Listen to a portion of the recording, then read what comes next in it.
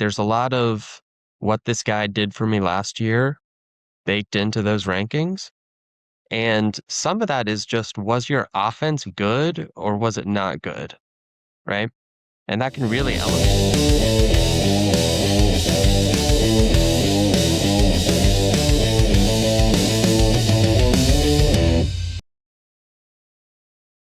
All right, all right. Welcome back to the desk. Here we go. All right. I think this week we are going to talk about regression candidates, both positive Yep. and negative. Cam, I'm going to let you explain a little bit of what that means. Yeah, I mean, if you think about fantasy football rankings, whether it's dynasty or redraft, there's a lot of what this guy did for me last year baked into those rankings. And some of that is just, was your offense good or was it not good? Right? And that can really elevate a player or bring them down.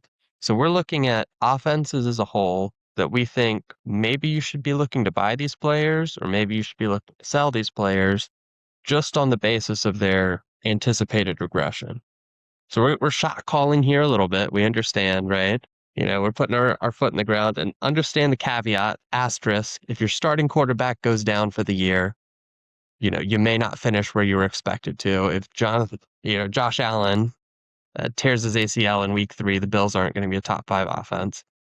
But otherwise, we expect some of these offenses to play better than they did last year. We're going to start with those. So who's your favorite bounce back this year?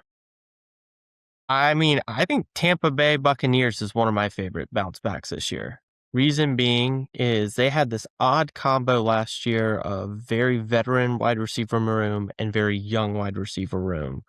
And the veterans got hurt. So the rookies were kind of thrown in. They started well and then fell off a cliff.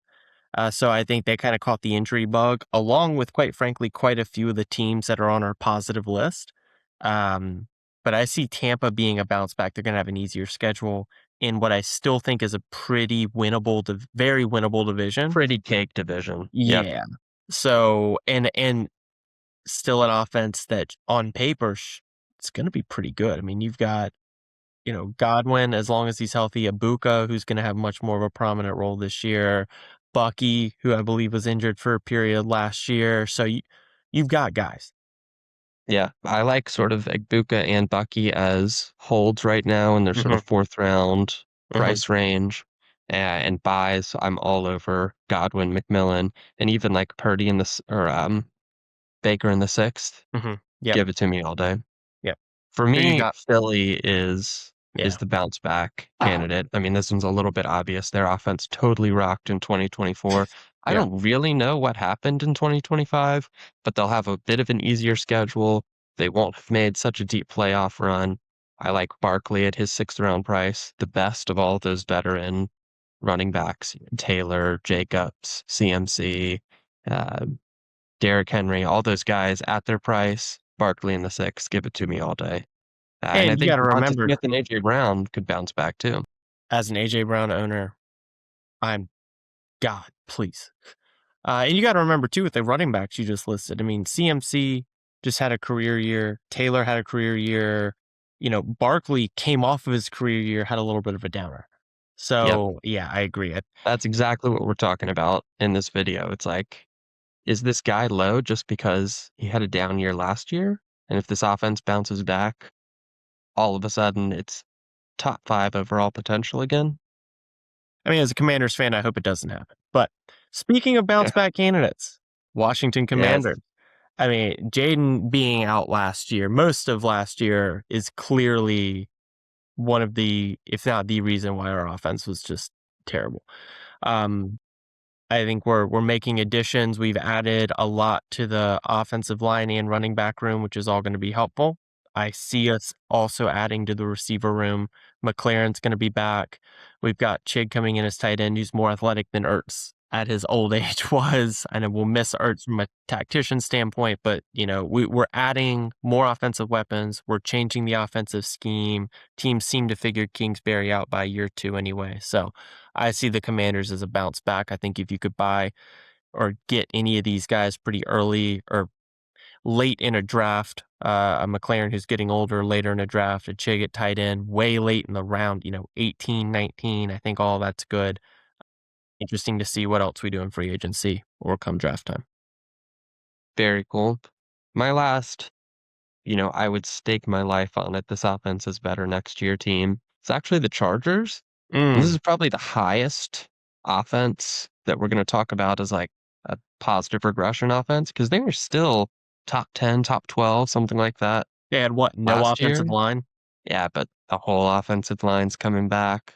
Hampton's going to have another year under his belt. Herbert's getting unleashed. We're going to have a Mike McDaniel offense. I could see a real 2023 Dolphins pop off situation here.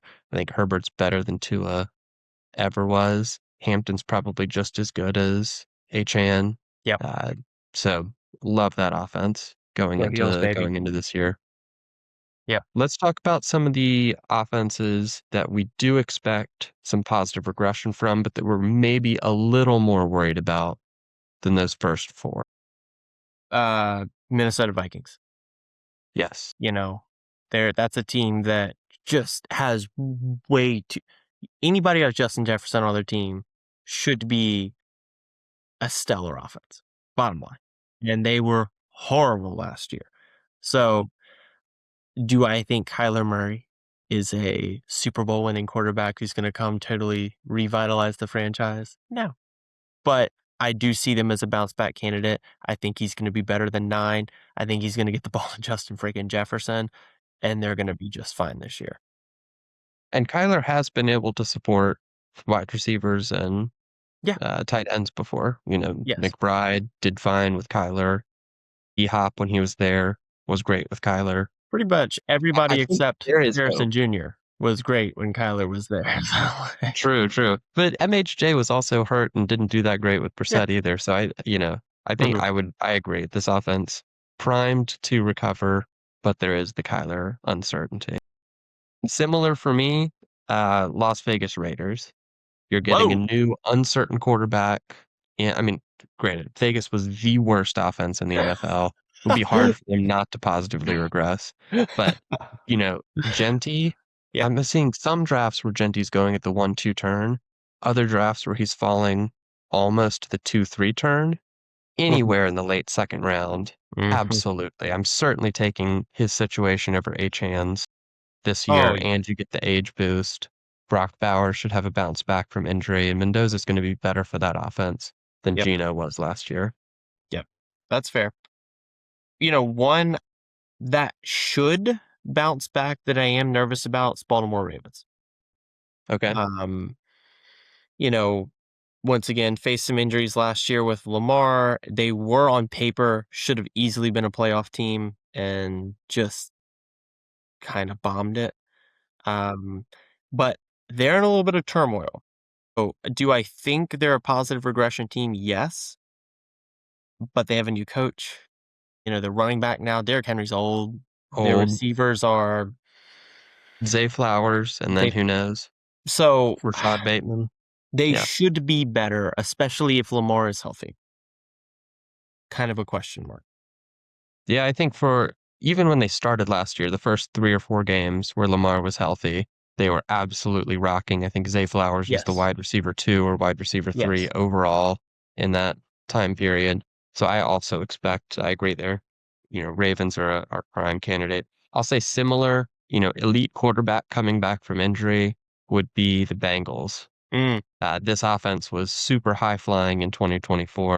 mhm. Everybody remembers the Jamar Chase Triple Crown, Joe Burrow finishing as a top 3 guy.